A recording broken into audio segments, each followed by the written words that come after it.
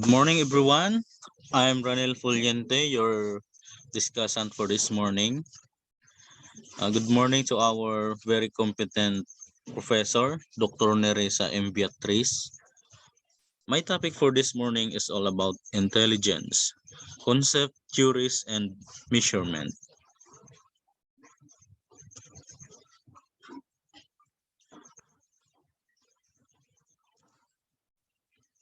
So, what is intelligence?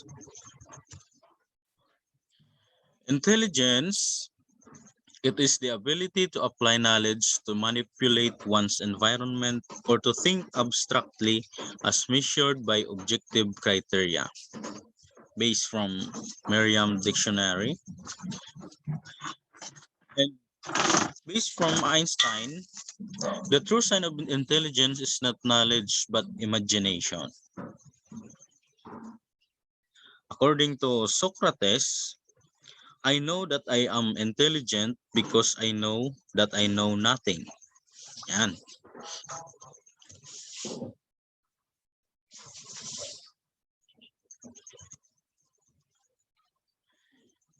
It is also the ability of the person to carry on abstract thinking based from Thurman. It is the intellect put to use based from Woodworth. It is the ability of the individual to adjust himself to a novel situation based from Stern, according to Stern. Intelligence also is the aggregate or global capacity of the individual to think rationally, act purposefully, and deal effectively with the environment, according to David Wechsler.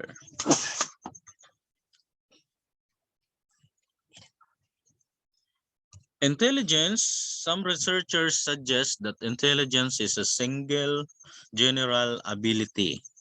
Others argues that intelligence encompasses a range of aptitudes, skills, and talents. There are several theories that have been developed regarding intelligence. Here are the theories of intelligence. The Spearman's two-factor theory. Spearman's two-factor theory, advocated by Charles Edward Spearman, an English psychologist in 1904, he says that intelligence consists of two factors, a general ability known as the G factor and number of specific abilities, which is the S factor. Every individual has one G factor. G factor, it is inborn and found in various amount in all individuals. Used in all mental activities. Success in life depends upon the amount of G factor.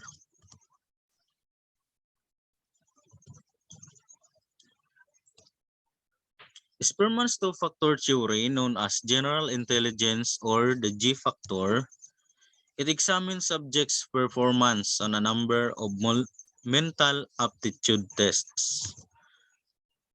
People who performed well on one cognitive task tended to perform well on others, and vice versa.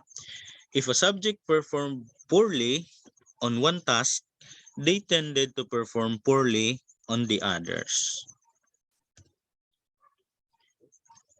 He concluded that intelligence is a general cognitive ability that could be measured and numerically expressed.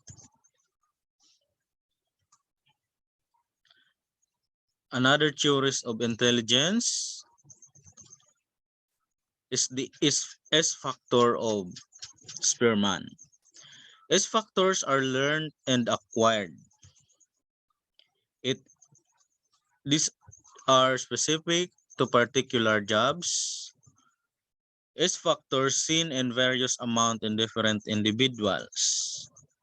Total intelligence is described as A is equal to G or the G factor plus S1 plus S2 and so on. Another theories of intelligence is the primary mental abilities by Louis Thurston. Thurston's theory focused on 7 different primary mental abilities. What are those?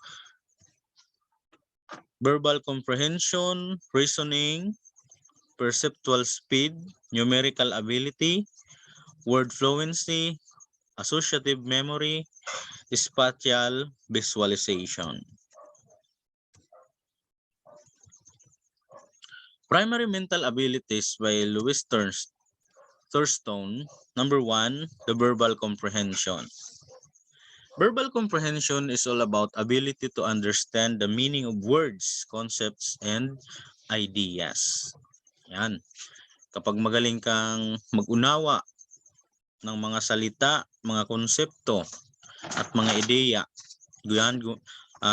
gumagana ang ating verbal comprehension. The second one is inductive reasoning.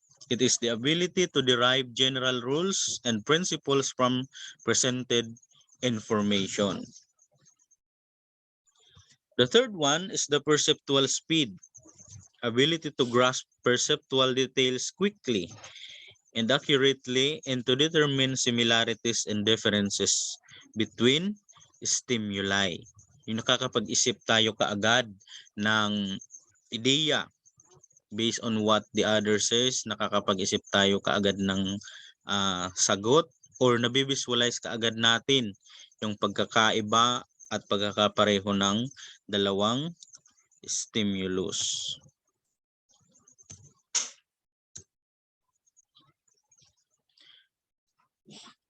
Pang-apat is the numerical ability. It is the ability to use numbers to quickly compute answers to problems. Ano po?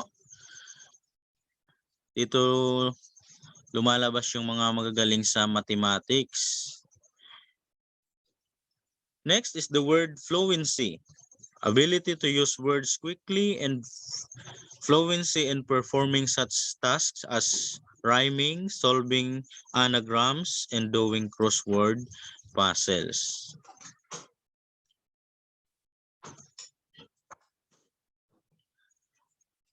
Number 6 is the spatial visualization.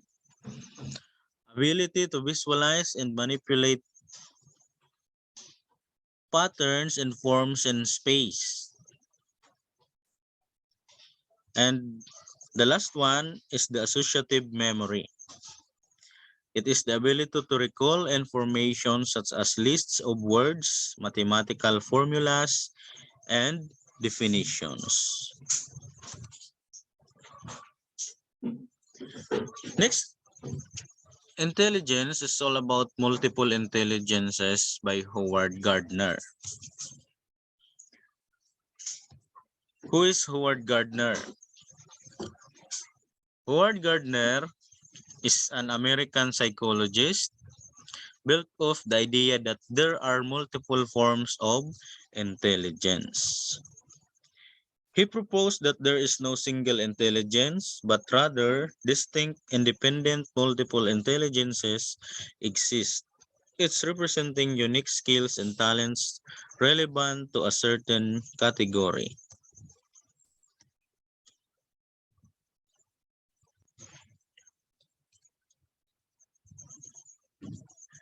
We have the 8 multiple intelligences according to Gardner. The first one is the visual spatial intelligence, verbal linguistic intelligence. The third one is the bodily kinesthetic intelligence. The fourth one is the logical mathematical intelligence. The fifth one is the interpersonal intelligence. Number 6 is the musical intelligence. 7, intrapersonal intelligence. And number 8 is the naturalistic intelligence. Okay, ito po yun. Yung 8 intelligences by Howard Gardner.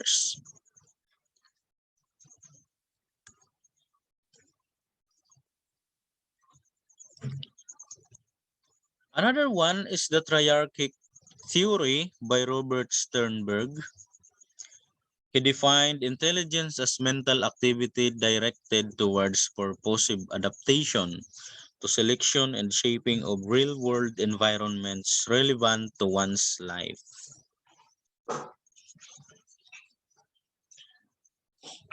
He argued that Gardner's intelligences are more like individual talents rather than mental activities. Dito, um, parang nagtatalo yung dalawang concept ng dalawang um,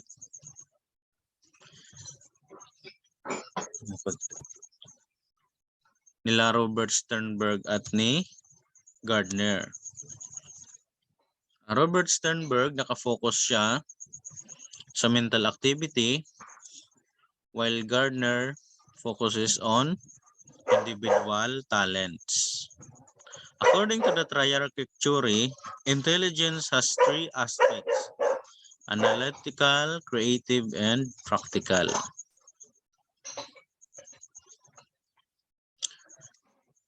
When we say analytical intelligence, it is the ability to acquire and store information, to retain or retrieve information, to transfer information, to plan, make decisions, and solve problems, and to translate thoughts into performance. Okay.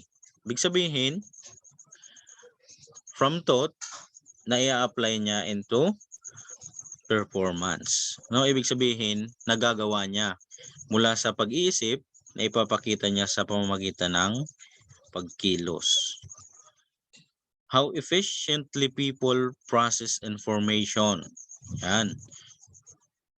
How to solve problems, how to monitor solutions, and how to evaluate the results. The use of strategies acquiring knowledge to students high in analytical intelligence do well in class with lecture and objective tests.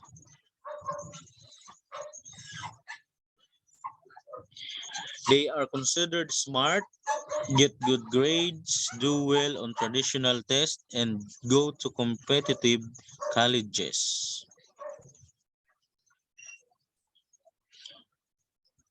The third one is the creative intelligence. It is the ability to solve new problems quickly. The ability to learn how to solve familiar problems in an automatic way, so the mind is free to handle other problems that require insight and creativity. Okay, nakakapag-isip ka agad ng solusyon sa isang problema. The ability to learn how to solve familiar problems in an automatic way. No? Malayang nakakapag-isip ang ating utak para masolve natin ang isang problema. How people approach familiar or novel tasks. Compare new information with what they already know and to come up with new ways of putting facts together. To think originally. Students high in creative intelligence might not conform to traditional schools. They tend to give unique answers for which they might get reprimanded.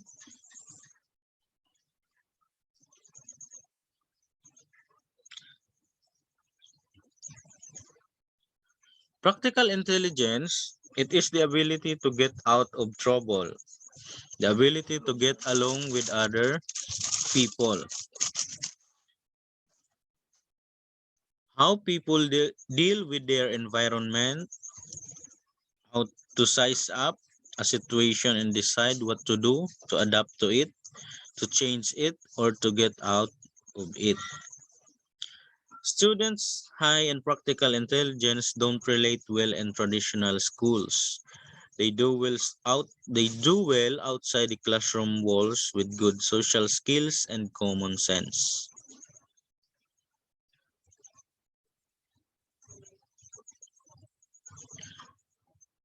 Intelligence quotient or IQ, It measures of intelligence that takes into account a child's mental and chronological age. IQ score is equal to MA over CA multiplied by 100.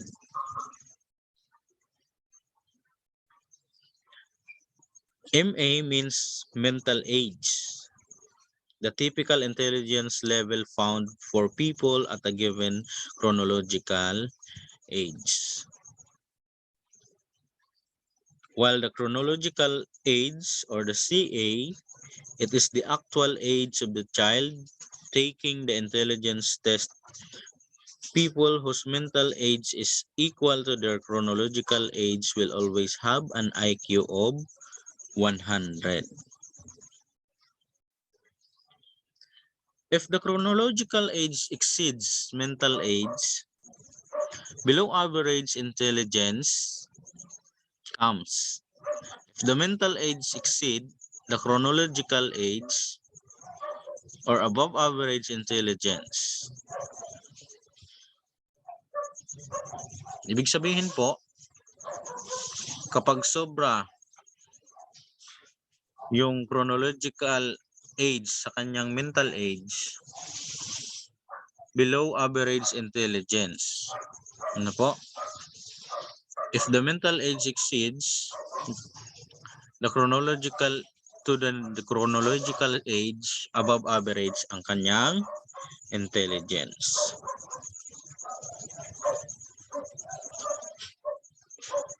According to Binet,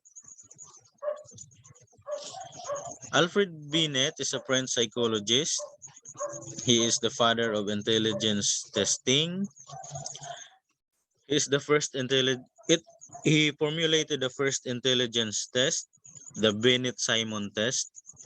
It was developed by Binet and Simon in 1905 to measure the intelligence of French school children that needed remedial studies.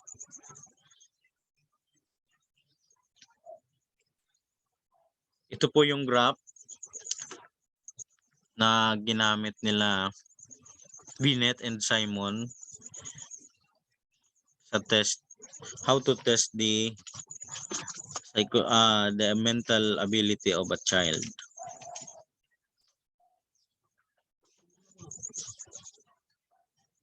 The normal distribution, most of the population falls in the middle range of scores between 84 and 116. When we say very superior intelligence or the gifted people, he has above 130. Makikita po natin dyan sa graph. When a person has a superior intelligence, he has a 120 to 129 average. When a person has high average intelligence, it is equal to 110 to 119. Average intelligence has a 90 to 109 average, and low average intelligence is equal to 80 to 89.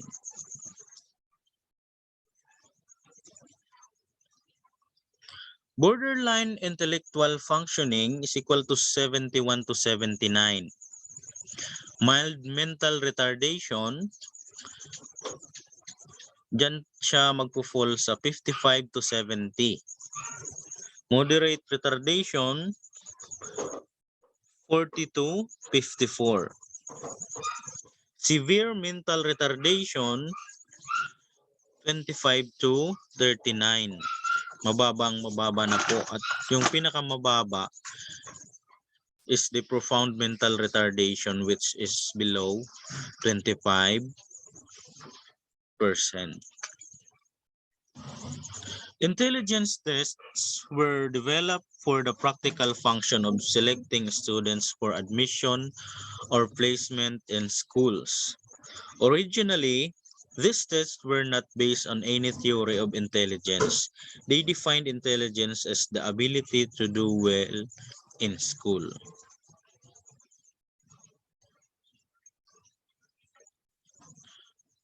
We also have the Stanford Binet.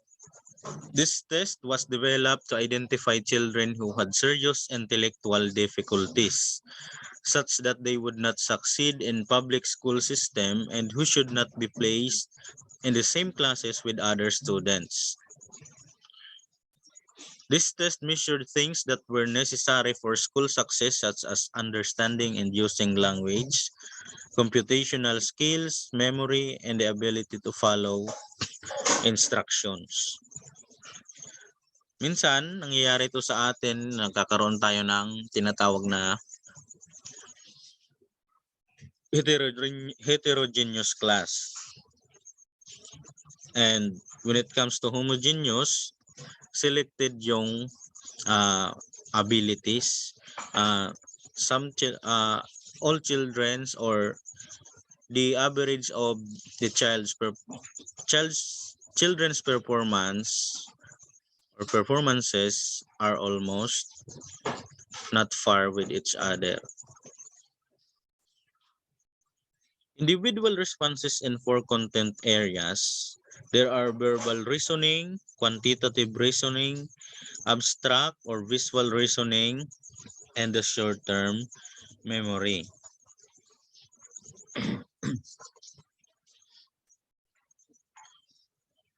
Thank you for your listening. I hope you gained some knowledge based from my discussion. Before I left, I will let you think for this quote from Roger Ebert. He says that your intellect may be confused, but your emotions will never lie to you. Thank you so much and keep safe always, and good morning again.